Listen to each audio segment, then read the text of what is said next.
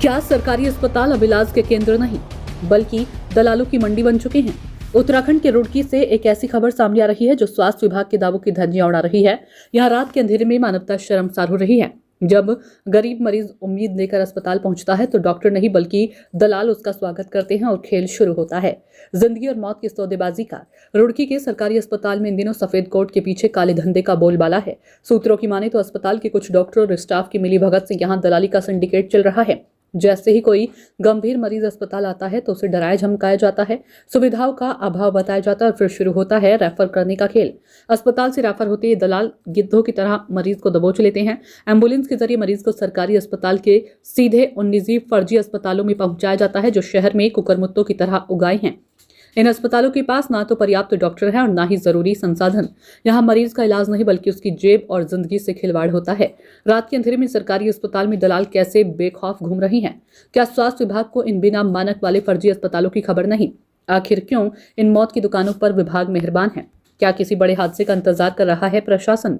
नवनियुक्त CMS doctor A K. Mishra ने जिम्मेदारी संभालते ही सख्त तेवर दिखाई हैं। उन्होंने 1 जनवरी से कार्यभार ग्रहण करने के बाद दलालों को चेतावनी दी और निजी एम्बुलेंस के प्रवेश पर प्रतिबंध लगा दिया है। लेकिन सवाल तो यह है कि क्या ये आदेश फाइलों से बाहर निकल पाएंगे? हकीकत तो यह है कि दलाल इतने बेखौफ हैं कि वे अस्पताल के अंदरूनी लालची संपर्कों के दम पर दिन दहाड़े अपना नेटवर्क चला रही हैं। रुड़की की ये तस्वीरें डराने वाली हैं। एक तरफ सरकार बेहतर स्वास्थ्य सुविधाओं का दावा करती है तो दूसरी तरफ दलालों का ये मकड़ जाल उन दावों को निगल रहा है। अब देखना तो ये होगा कि क्या हरिद्वार स्वास्थ्य विभाग कुंभकर्णी नींद से जागेगा या फिर गरीब मरीज इस तरह इन फर्जी अस्पतालों की बलि चढ़ते रहेंगे। मैं 1 तारीख को चार्ज लिया हूँ। उसके बाद से जो मैंने जहाँ गड़बड़ियाँ देखी उसके लिए मैंने प्रयास किए हैं। सबसे पहले एम्बुलेंस वाले अंदर रहते थे हमेशा, तो मैंने उनको हिदायत दी कोई एम्बुलेंस बाहरी प्राइवेट एम्बुलेंस हमारे कैंपस में नहीं रहेगी। तब से वो नहीं रह रहे हैं। बाकी कुछ दलालों की भी गतिविधियाँ थी जो मरीजों को यहाँ से बाहर ले आते थे। मैंने उन पे सख्ती बरती है। अब बहुत कम दिखाई पड़ रहे हैं, नहीं के बराबर दिखाई पड़ रहे हैं। बाकी जो काम अस्पताल में होने थे उसके लिए मैंने प्रयास किए। जैसे रोड यहाँ की टूटी हुई है उसके लिए मैंने नगर निगम से वार्ता की है, एस्टीमेट बनवाया है। रोडें सब बननी चाहिए। इमरजेंसी में CSR फंड से किसी एजेंसी द्वारा वो काम भी शुरू करवा दिया गया है ताकि वो नए सिरे से अच्छा ICU अच्छा बन जाए हमारा इमरजेंसी।